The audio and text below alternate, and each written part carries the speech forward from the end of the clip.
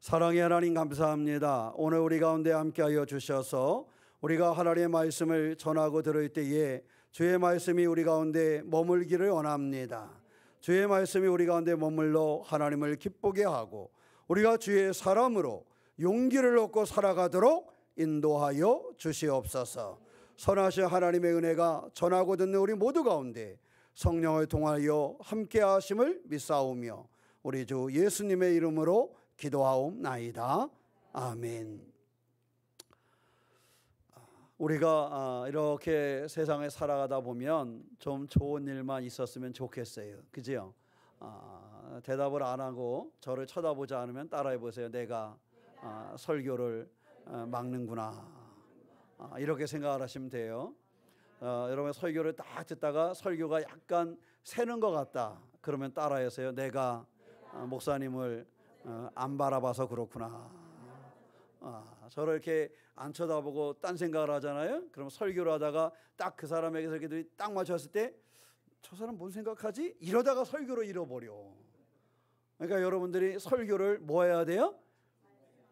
설교를 같이 해야 되는 거예요. 설교는 듣는 사람이 한 60% 하는 것 같아. 전하는 사람은 한 30% 하는 것 같고 나머지 10%는 모르게.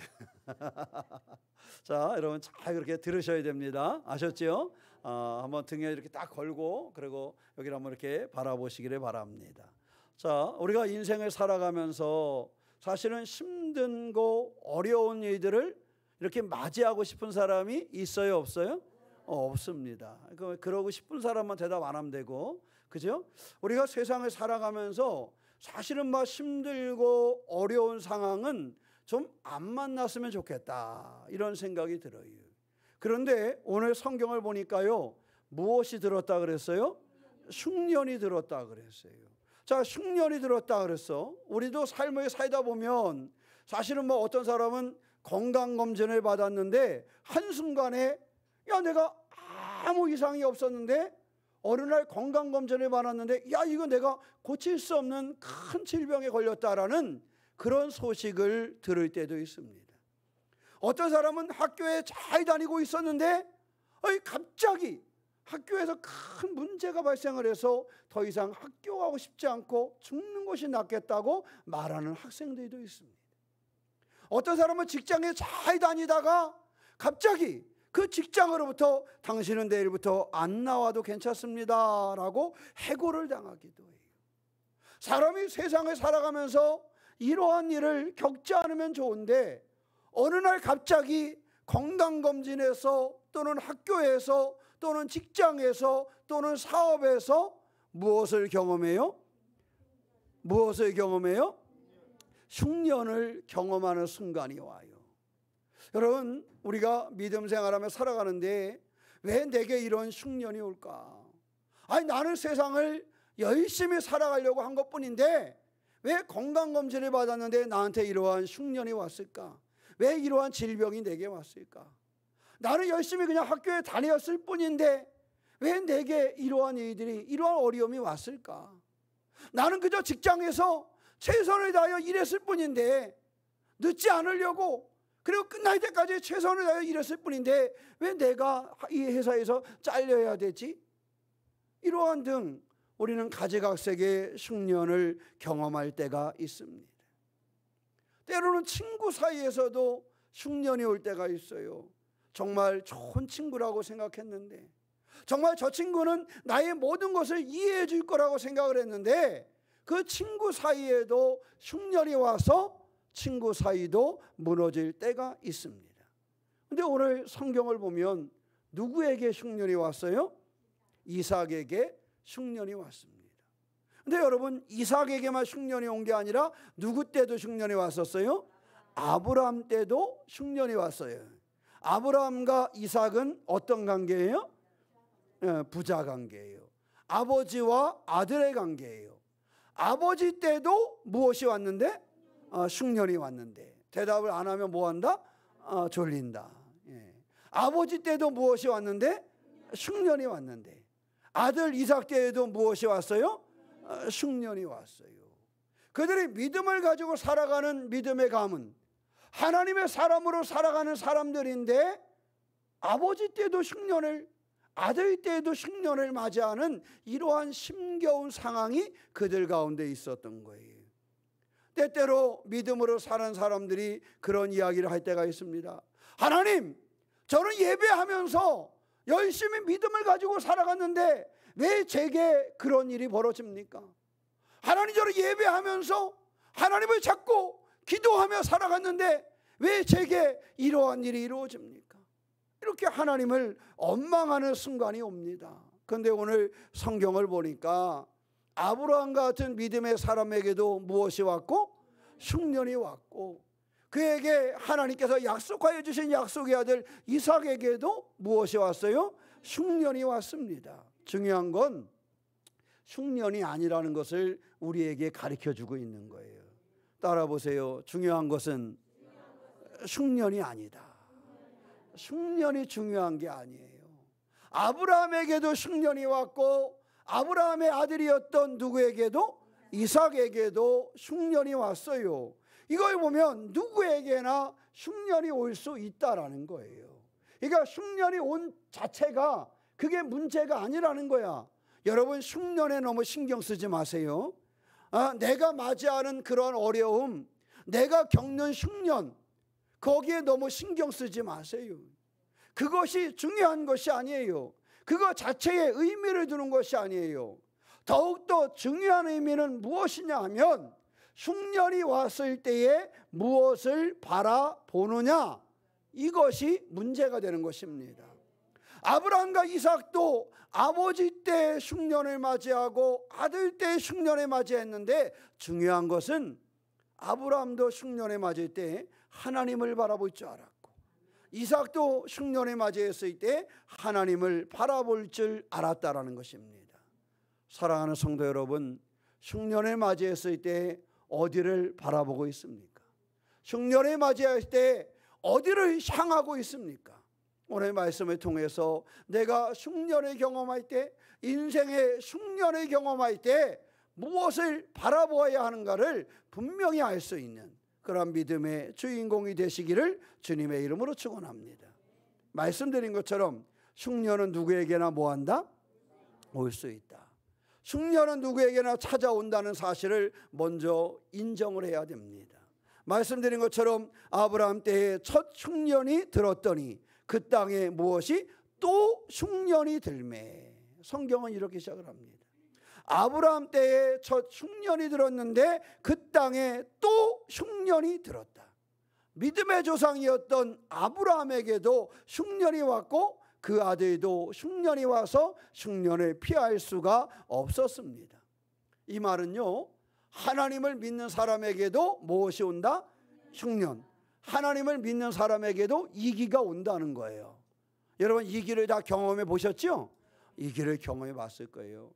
사실 학생들도 이기를 경험해 봤어요. 큰 것이 아닐 수도 있어도 이기를 경험해 봤습니다. 사업의 이기가, 가정의 이기가, 삶의 이기가 모든 사람들에게 있어요, 없어요? 있어요. 아브라함에게 흉년의 이기가 오고 또 이삭에게도 흉년의 이기가 왔던 것처럼 우리에게는 이런 이기들이 오게 되어져 있습니다. 믿음의 길을 걷는 사람도 고난에 맞이하고 결핍을 경험하게 된다라는 것입니다. 여러분 알고 있는 것처럼 창세기 41장에 보면 요셉 시대의 대흉년 이야기가 나와요. 7년의 풍년이 든 다음에 7년에 무엇이 찾아왔어요? 흉년이 찾아왔어요. 그럴 때 그 주변 많은 국가들이 누구를 찾아와요? 요셉을 찾아와요. 왜 찾아와요? 곡식을 얻기 위해서, 양식을 얻기 위해서.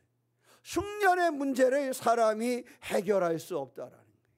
7년의 큰 흉년을 사람의 힘으로는 막을 수 없었다는 거예요. 오직 요셉이 한 것처럼 하나님의 인도하심을 의지하여 준비한 사람들에게만 흉년이 왔지만 흉년을 뭐 할 수 있었어요? 넘어설 수 있었어요.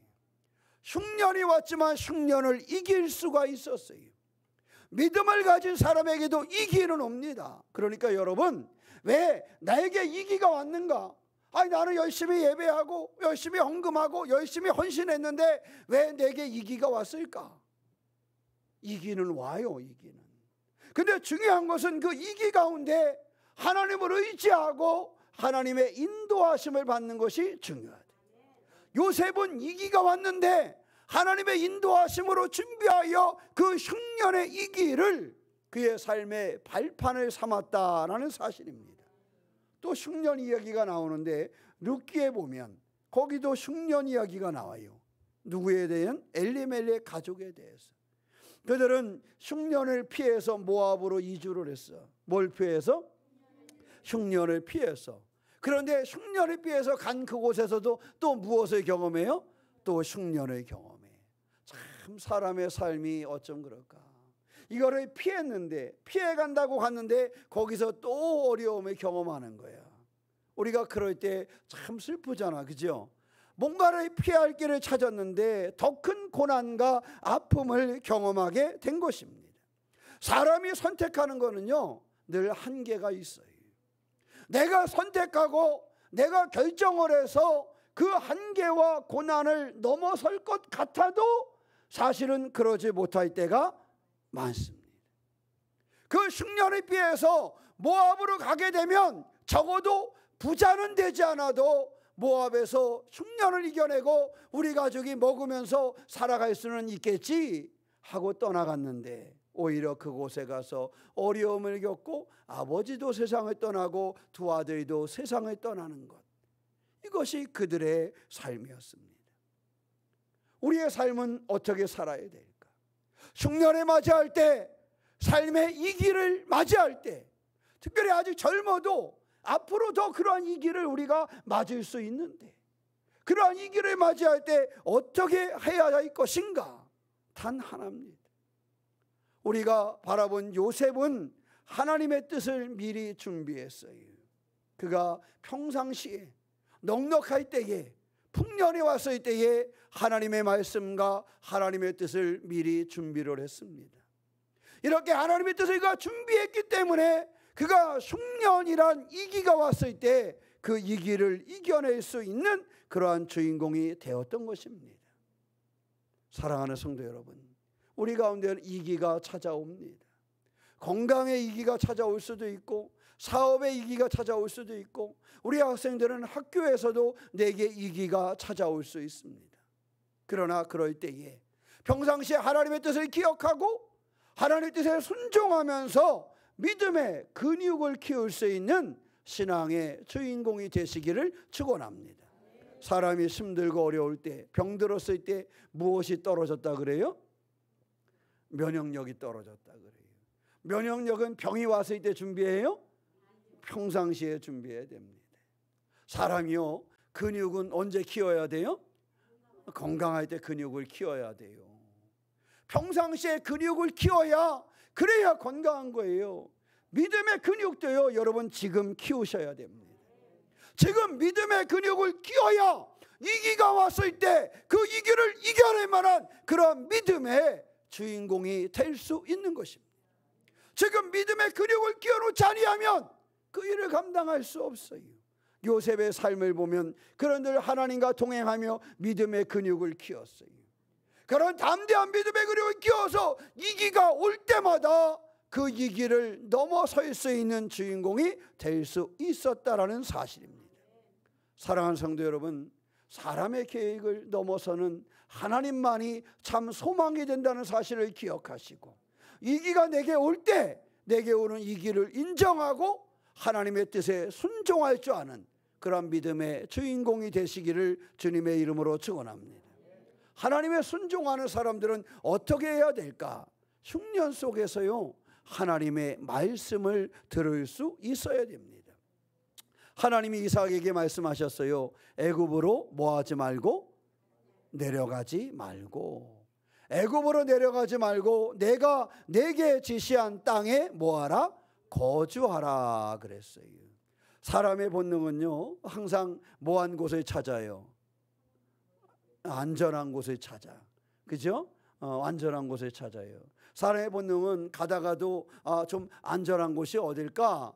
이렇게 찾는 것입니다. 좀 더 안전한 곳이 어딘가, 좀 더 나은 것이 어딘가, 어디에 있으면 좀 더 괜찮아질까, 이런 거 찾지 않겠어요?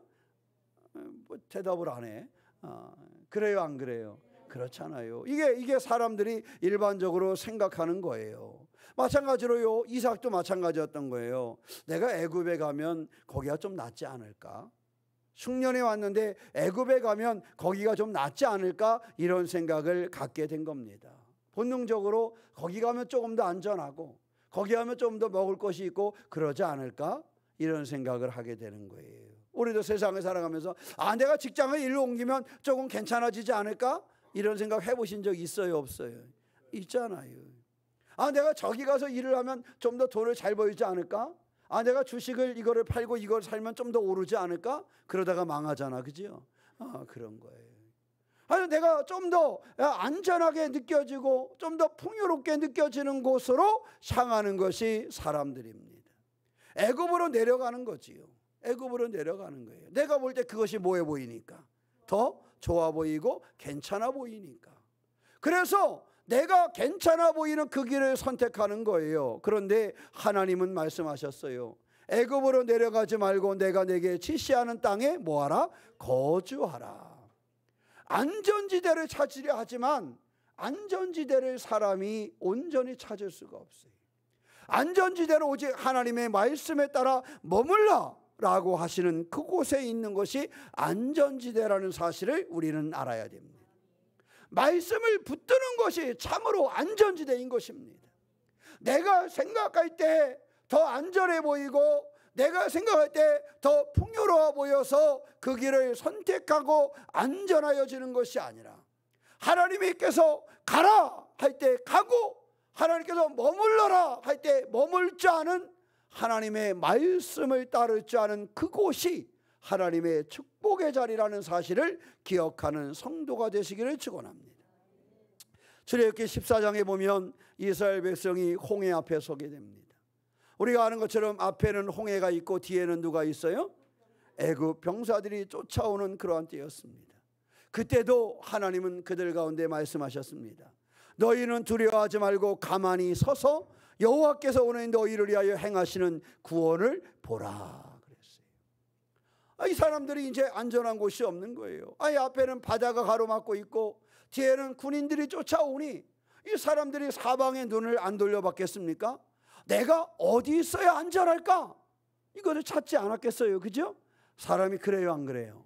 그런다 그랬잖아요. 제가 군대에서 얘기하면서 그러지 않았어요? 가스실에 들어가서 그 방독면 안에서 그 가스실에 들어가서 막 체류탄을 뿌려놨는데 딱 들어가는 순간 사람 눈에 띄는 게 빛이 들어오는 곳이 눈에 띈다니까요.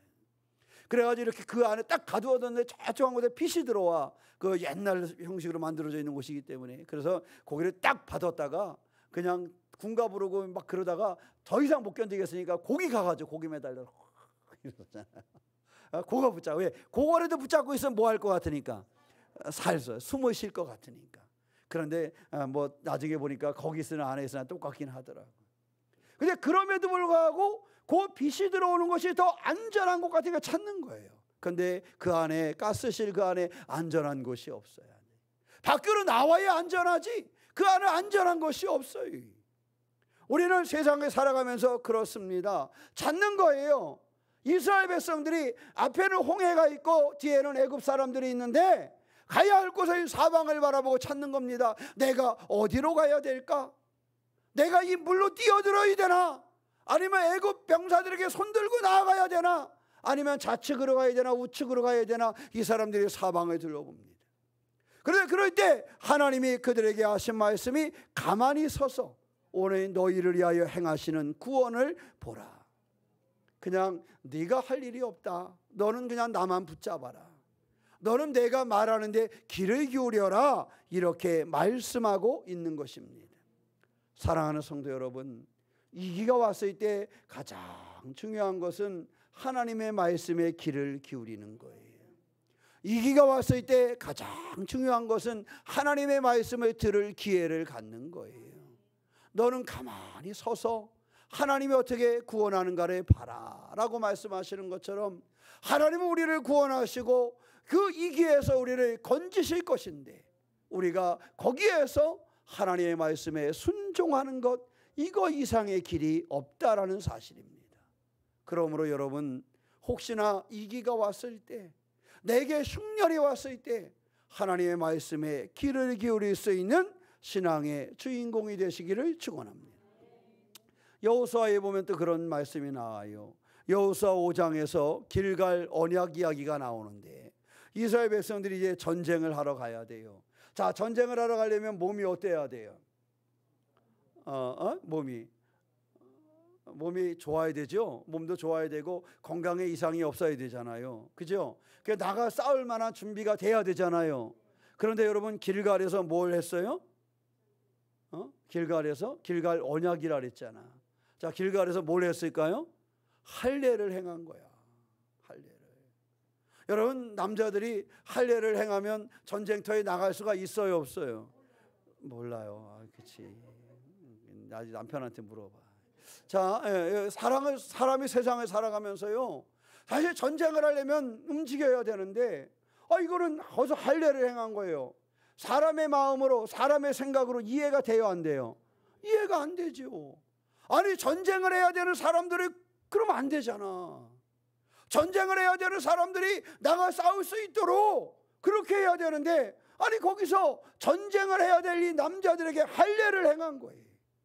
그 순간에 적들이 내려오면 이들은 싸워보지도 못하고 멸망받을 수 있는 그러한 순간인데, 근데 하나님께서는 거기서 언약, 그 할례를 행하게 하셨다라는 것입니다.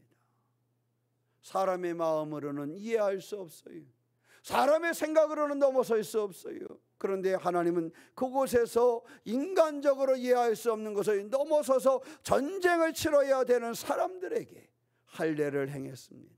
그런데 그들은 이 인간적으로 이해할 수 없는 이 하나님의 이끄심에 순종해서 그 길을 열었고, 그들은 결국 그 전쟁에서 승리를 하게 되는 계기가 되었습니다.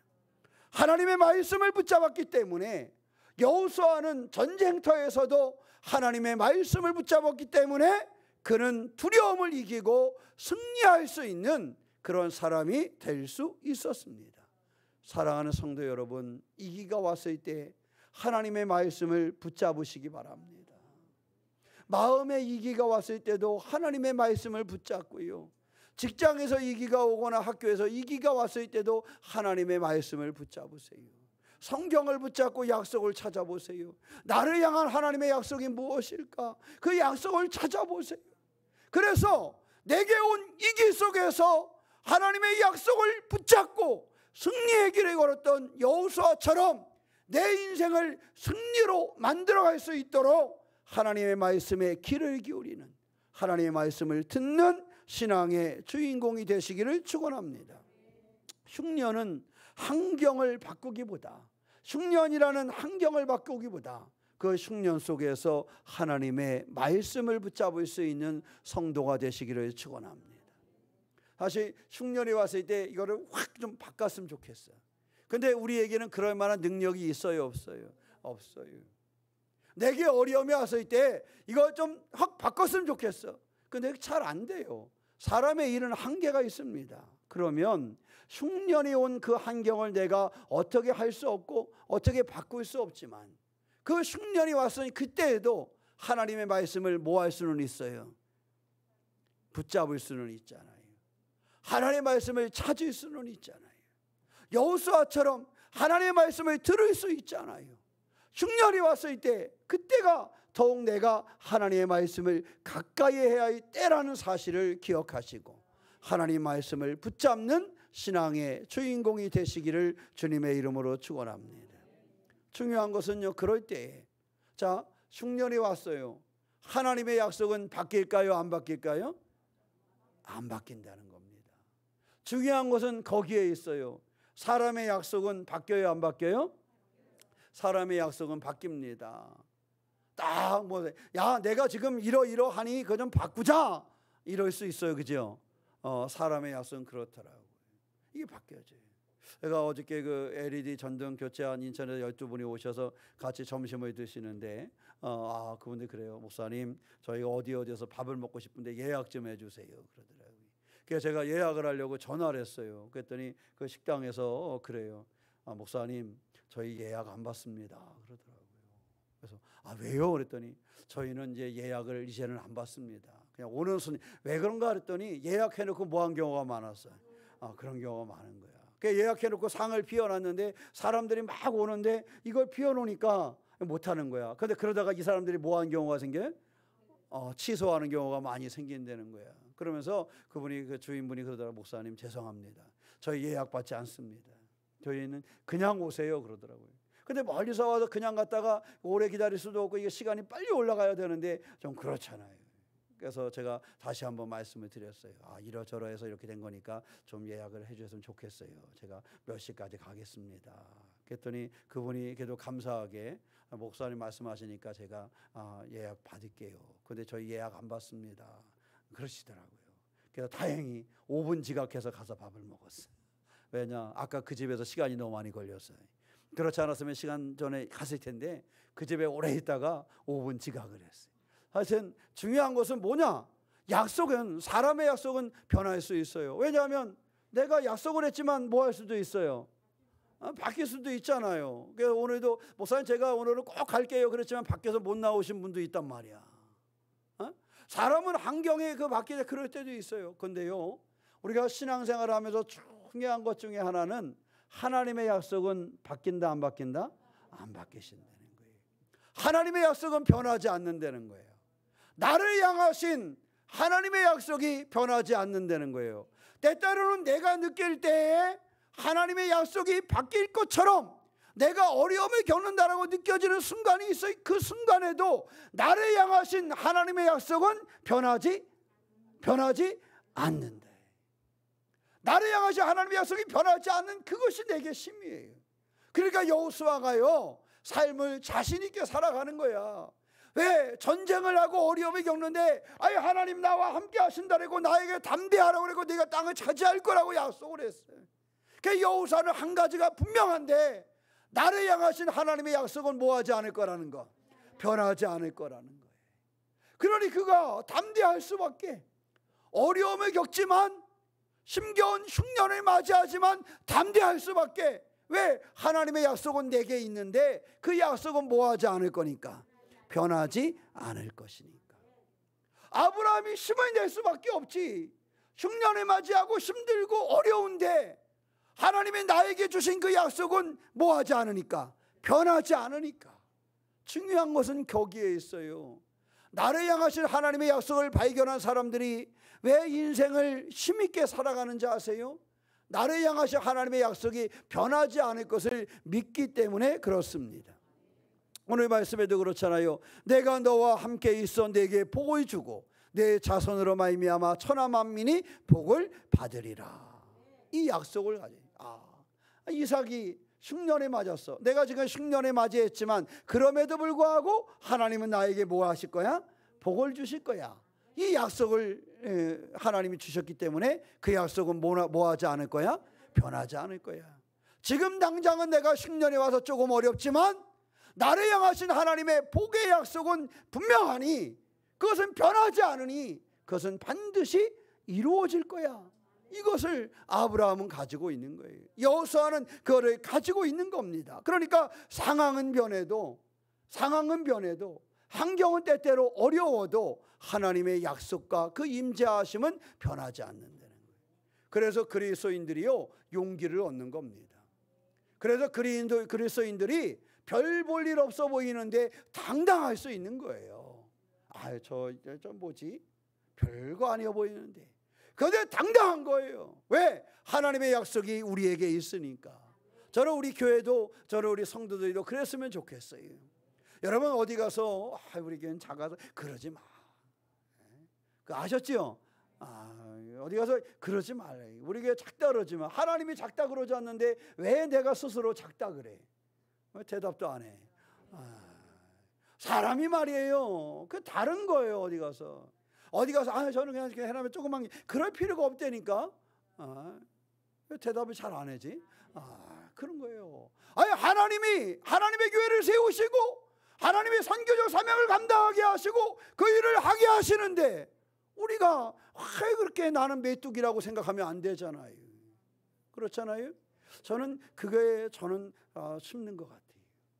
여러분 생각을 해보세요. 하나님은 나를 독수리로 만들었는데 독수리가 자기는 박쥐로 알고 살아가.